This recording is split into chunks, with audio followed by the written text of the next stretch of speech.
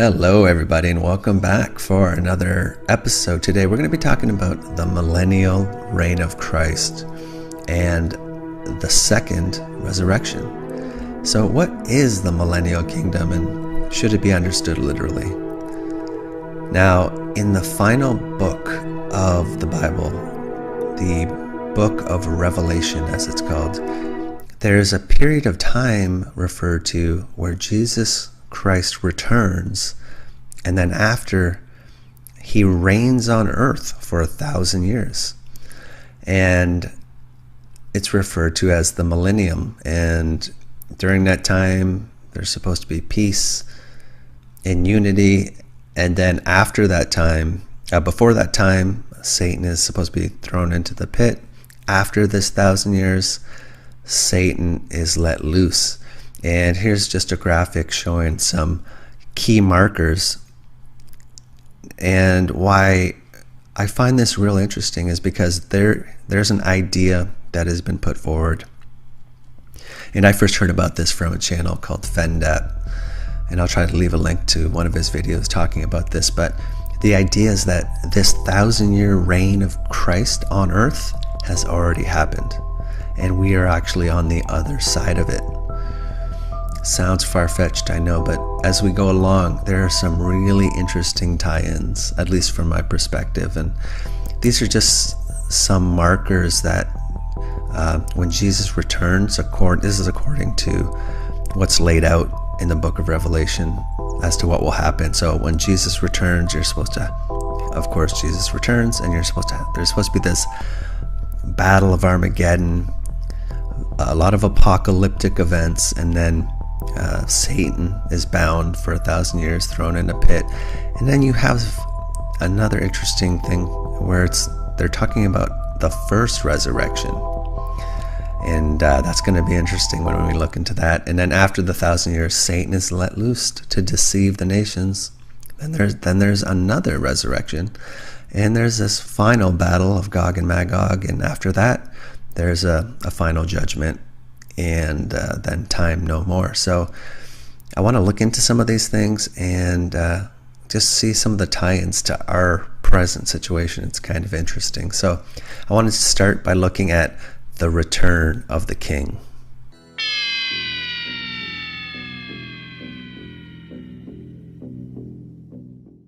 Now, the first thing I wanted to do is I just want to take a look at 3 instances where there's these references to the return of Jesus, when they expected it. And I think you're going to find the people that were talking in the Bible with reference to the second coming, they were expecting it. It seems like they were expecting it imminently, as opposed to at some point in the distant future. Now, this is the first example, and this is just from First Thessalonians, and this is the King James Bible, and here's the chapter and verse. But this was written by Paul the Apostle, I believe, and it was written to this church in Thessalonica, which I think is present-day Greece. But if you look at the wording, it appears that they were expecting the return of Jesus in their lifetimes. So it just goes on to say, we say unto you by the word of the Lord, that we which are alive and remain unto the coming of the Lord shall not prevent them which are asleep. For the Lord himself shall descend from heaven at the final trumpet, and the dead in Christ shall rise first. So he's saying, he's including him, he's writing to this church in Thessalonica, and he's saying, so he's including himself, we which are alive and remain, we who survive the apocalypse and remain to live to see it, we will see the coming of the Lord when he descends from heaven.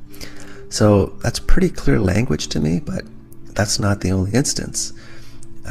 Matthew 24, King James Bible. Jesus himself, this is when Jesus, he's still alive. The first instance was after Jesus had died. Now this is before his death, And Jesus himself is talking to his disciples on the Mount of Olives, and they're asking him, what will be the signs of your return, and also of the end of the world. And he's telling them there will be many false Christs, antichrists, false prophets. The sun will be darkened, and then people will see the Son of Man coming in the clouds. But then he goes on to say, verily I say unto you, this generation shall not pass till all these things are fulfilled. So again, Jesus himself, talking to his own disciples while he's still alive, is telling them their generation shall not pass until all these things happen, including him returning in the clouds. And I think, again, this is when the Apostle Paul talking to this church saying, we who are alive will see the Lord descending from the clouds, descending from heaven. So again, two different people speaking, same event. And just one more, this is a different instance, 1 John 2:18, little children, it is the last time. And as ye have heard that Antichrist shall come, even now there are many Antichrists, whereby we know it is the last time. So again, they're speaking that it is the last time, and he's talking about Antichrists here. There will be many Antichrists before the Antichrist. And back here, Jesus was saying at the end, you would see there would arise many false Christs, Antichrists. So 3 just quick examples. There's more I could have put in here, but just, to keep things moving. There's indicators, strong indicators that Jesus was expected back during their lifetimes. And obviously we're on the other side of that. So has this 1,000 years happened? Well, here's where things start to get interesting. This leads us to our second topic, and that is the apocalypse, Armageddon.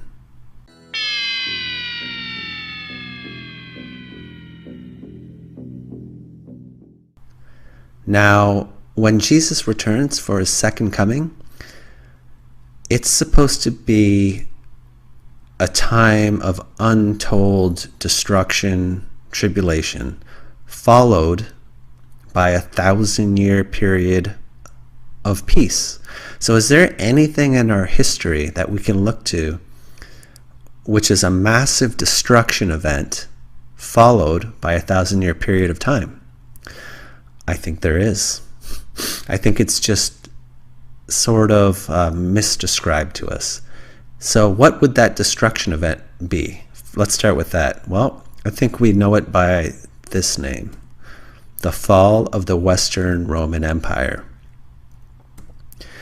When we think of the fall of the Roman Empire, typically, or the Western Roman Empire, it's described to us as this period of time over roughly 100 years where it starts to fall apart and disintegrate, and it's sort of more of a gradual process. But what if all of this is actually a single event took out the empire that we know of as the Roman Empire? What if that all happened in a very, very condensed period of time when Jesus returned, which is in our past? Because what do we see with the Roman Empire?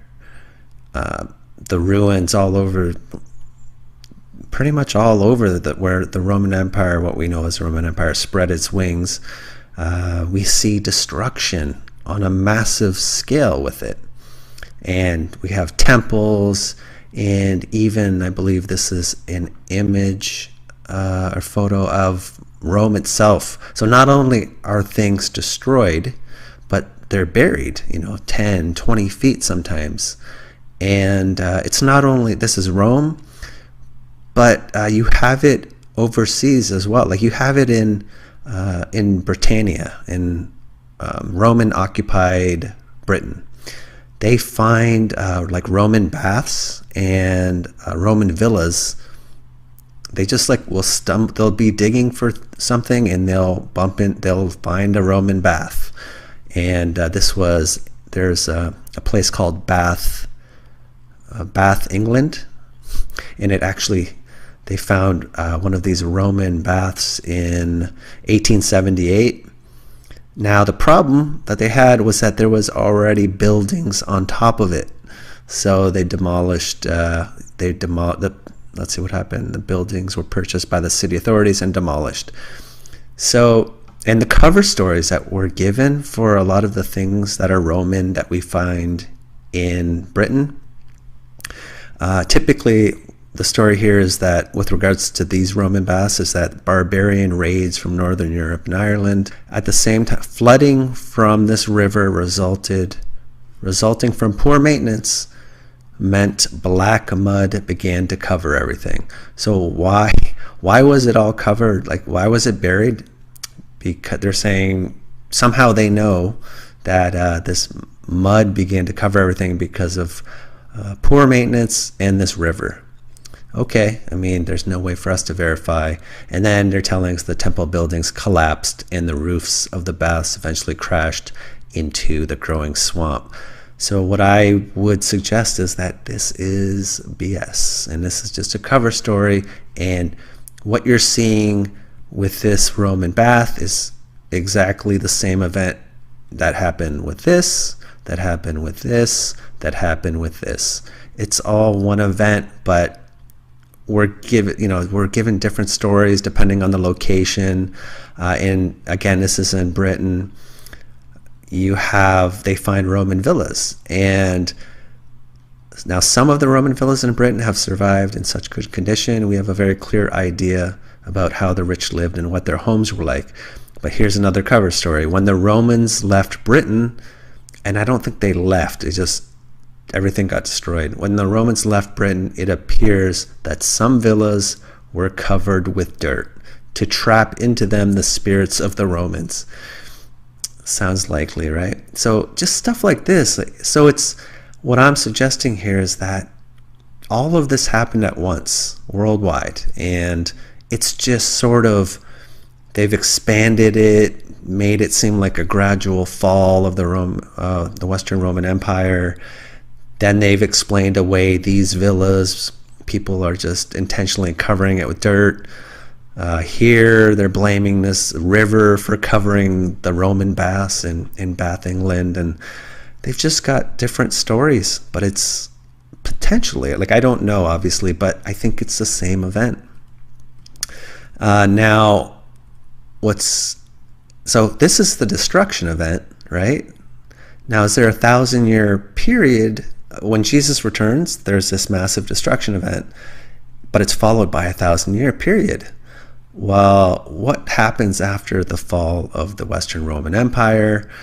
What do you know? You have a 1,000-year period of time called the Dark Ages. And isn't that just the controller way to do things? Completely potentially invert this 1,000-year reign of Christ by calling it the Dark Ages.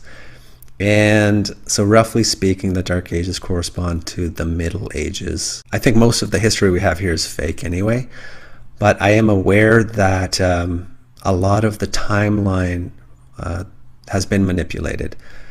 A lot of years have probably been added, and I know we switched to the Gregorian calendar, I think in the late 1500s, and you also had this phenomena you had this phenomena where for a while prior to like 1800, they were putting an I or a J in front of a date, and that I would represent Jesus or Jesus, or the J would represent Jesus. So it would be, the date would be like how much time had passed since the death of Jesus. So what I wanted to point out here is this desk it's referred to as the King's Desk, and this desk is in the Palace of Versailles, and it was made, we're told, for King Louis I believe this one was made for King Louis XV in 1769. Now the person who made this desk, he put his inscription in there, and his name was Jean-Henri Reisner. And when you look at the date on this, it's a J, 769. So, but when you look at the official history for this desk, it'll say 1769, but this is supposed to be a J. And if you look at this Jean-Henri Reisner, you look at his birth, date of birth and death, it's again 1734 to 1806. So you go back here, so they're taking this to be a 1. So when I look at this period of time, I understand that from our current year 0 to now 2020 years, there's probably a good chunk of that has been added, but it's still, I think they're probably doing that to cover up this 1,000-year period of time, and a good portion of it has probably been chucked into this period of time we know as the Dark Ages.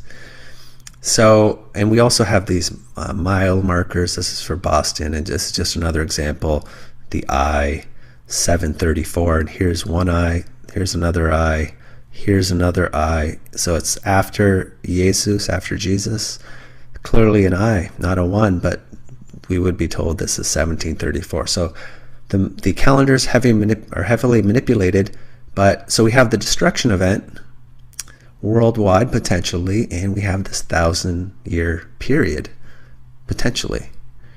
Now, the next thing I want to talk about is something called fervent heat.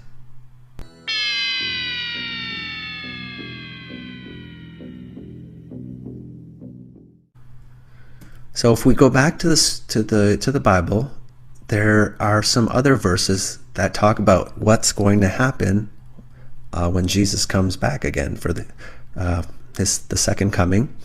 Just before this 1,000-year reign, there's this interesting verse that talks about, the day of the Lord will come as a thief in the night. So when he returns, the heavens will pass away with the great noise, and the elements shall melt with fervent heat. Fervent heat, things melting. Where have we seen that? Well, Turkey, right? I think this is Cappadocia, but everything appears to be melted. Here's a good shot. It's just something has happened to the rock, and people felt the need to hide potentially in these structures. And I believe this is from Turkey as well. And I have got one here this is from Petra. And you could just see this area here. Looks like entrances have been covered up, but something happened, and it's curious. The Bible talks about this fervent heat, which is going to cause some significant damage. The elements shall melt with fervent heat. So that's an interesting tie-in. Now, this is where, for me, as crazy as this is going to sound, and it is, and again, we're not proving anything here, but this, for me, answers so many things you have no idea. So we're going to talk about raised incorruptible.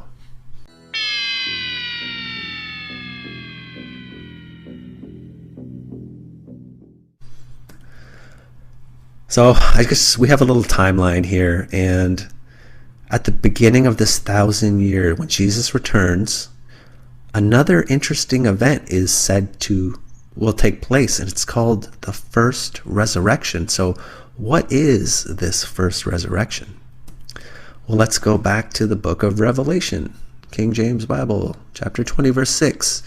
Blessed and holy is he that has a part in the first resurrection. They're saying the second death will have no power over them. Okay, but they will be priests of God and of Christ, and they will reign with him 1,000 years. So there will be people who are resurrected. And just to give you some background, these people are the ones who didn't take the mark of the beast, didn't worship at the altar of Baal, and a lot of them were probably martyred for their beliefs. So they're the first ones who get resurrected. And not only that, they're going to reign on earth for 1,000 years. So why is that interesting? Well, here's one more verse, just verifying what I just told you. This is a different, this is the first Thessalonians. This was Revelation, but it's talking about the same thing. When the Lord himself descends from heaven, you have the final trumpet, and the dead in Christ shall rise first. So the same group of people. So why is that interesting? Here's why. A different book of the Bible, 1 Corinthians, and you have these two verses. So what this is I can't remember. I think it's the Apostle Paul talking to this. It's a letter to this church in Corinth, and so he's talking to believers, people who believe in Jesus and in the gospel, and he's telling them, "Behold, I'm going to show you, tell you a mystery. We shall not all sleep, but we shall all be changed in a moment, in a twinkling of an eye, at the last trumpet." That last trumpet is comes up again and again. So when the last trumpet sounds, the dead shall be raised incorruptible. So that first resurrection, and we, these believers, we shall be changed. So when you start looking into this, these people are in the twinkling of an eye. These people get different bodies. They get these glorified bodies. I guess that's the best way I can describe it. They're going to have different bodies, but they're going to be on earth, ruling with Jesus for 1,000 years. So some of the people who survive the tribulation as well, who are believers, they get different bodies, and these saints who are raised up first, they get different bodies. So why is that interesting to me? Well, here comes the crazy part, but what do we talk about with waste management? The secretly disgusting history of royal palaces. Again, going back to the Palace of Versailles, toilets were only added in the 1700s. That's no toilets for the masses, servants, or even guests. Any toilets. Now, again, I believe Palace of Versailles has 55 fountains, and here's just some of them. Now, water, again, I think when they initially tried to get water to these fountains, they built aqueducts, reservoirs, and they got water from 4 miles away from the River Seine. Now, these people who did all this, they didn't, what was it? So the palaces had no easy access to water, and therefore they had no indoor plumbing. The same people who did all this had no plumbing. And meanwhile, the Roman, what we call the Roman civilization, they had solutions for waste management. They took it away, and you know, I know some people are saying, well, they made it to make gunpowder, black powder. Well, here, you know what you can do? You can actually do what the Romans did and centrally collect the waste, and you could still do whatever you needed to do to make with waste to make gunpowder. So that's not, for me, I think that's BS. I know that that's some of the stories given to us, and this whole thing that it's in the culture, I don't believe it. I don't buy it. It doesn't make sense. I think that some of these people had different body types, and so they didn't need these what we kind of need as far as waste management. But yeah, you had this major step back from this Roman civilization to when sort of the medieval, and even in these palaces. And you know what they had for waste management? Basically, they had chamber pots, and they had like these privies, these centrally located in the palace, where all that it was a toilet seat with a pipe connected to it, and that would empty into a cesspit. That's it. And they wouldn't, like, it would the smell would waft into the palace, and the whole thing with that's part of their culture. it was a problem. Like, it's not like it was something that was any benefit to them. So it doesn't make sense. And even one of the first known toilets that was flushed with water is at the Palace of Knossos on the island of Crete. So they had this thing figured out, but for some reason we take a step back. And here's again, this is just like the Romans had like these communal bathrooms even, and you would just sort of, your waste would be washed away. But they knew at least to do this, but for some reason everything steps back. And what else do you find in the medieval time frame? We have these castles, thousands of these castles. What don't they have? Running water, flowing water, plumbing, none of it. So the most elite castles were the people with the most elite, and some of these palaces, no waste management, no running water. What is going on? Well, I think the answer, as crazy as it sounds, might be people with these glorified bodies. And all they had, the castles for waste management, I think there are these holes at on the outskirts of the castle, and their waste would flow into the moats around the castle.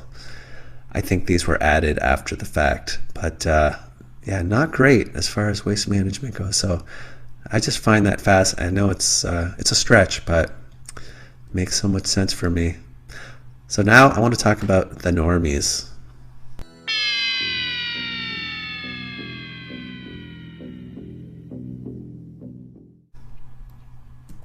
Turns out that during this 1,000-year period of time, there's going to be some humans, people with normal physiologies like us, who survive the tribulation, but they're not believers at that time. So here's one verse. It'll come to pass that everyone who is left of all the nations which came against Jerusalem shall go up from year to year to worship the King, the Lord of hosts.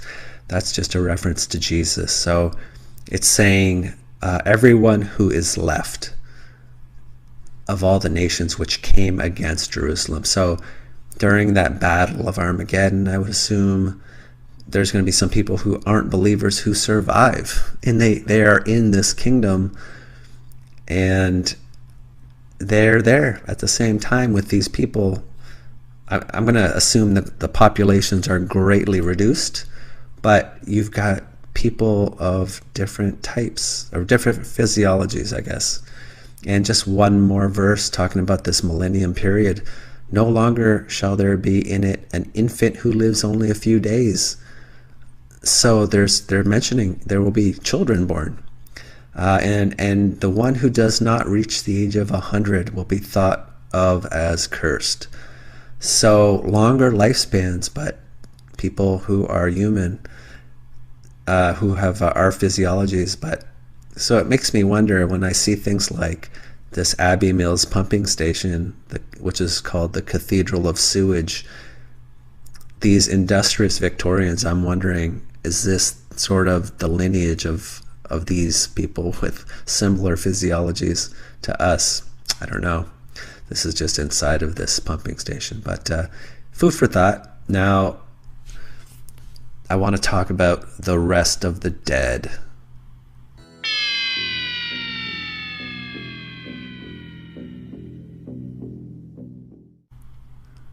So here's where we come in. So Satan is, after the 1,000-year reign, Satan is loosed, and there is a second resurrection. And here's where we come in. I think this is where we come in. Here's a verse. Again, we're in the book of Revelation. But the rest of the dead live not again until the 1,000 years were finished. So there's another resurrection that happens. And when the 1,000 years are expired, Satan's going to be loosed, and he's going to go out and deceive the nations. And there's going to be a final battle with a large amount of people, the number of whom is as the sand of the sea. So it's food for thought. Like, how would, after this 1,000-year reign with Jesus himself being on earth and these saints, these people with glorified bodies mixed in with people of normal physiologies, how would Satan be able to deceive the nations? I mean, but maybe those, because we don't see these people with these glorified bodies and Jesus, they're not around. So maybe at the end of this 1,000 years, they're somewhere else. And Satan has been, see, it's sort of a gray area, but here we are, and this is just one more verse before I make my point here. This is just another verse talking about there shall be a resurrection of the dead, both of the just and unjust. Now, again, so here we are. We have, starting in like the mid 1850s, we start getting images of cities that have way too many structures, and they seem to be virtually empty. And then all of a sudden, there are found orphans and foundlings and orphans, and it seems like that we didn't build these structures, and it seems like they belong to a different people, but we just sort of showed up. No one really knows where. Most people can't trace their genealogies prior to 1850. I know some can. That might be explained by this previous group. There were some humans living in this millennium. But it's just, I know it's a leap, but you start looking at our current situation, and it does seem like the nations are being deceived. Like, behind everything, every sort of, everything around us is a lie. So you kind of start looking, are the nations being deceived? Seems like it. Did a bunch of people show up that we can't explain, living in cities that appear to be empty that we don't seem to have built? Kind of seems like that.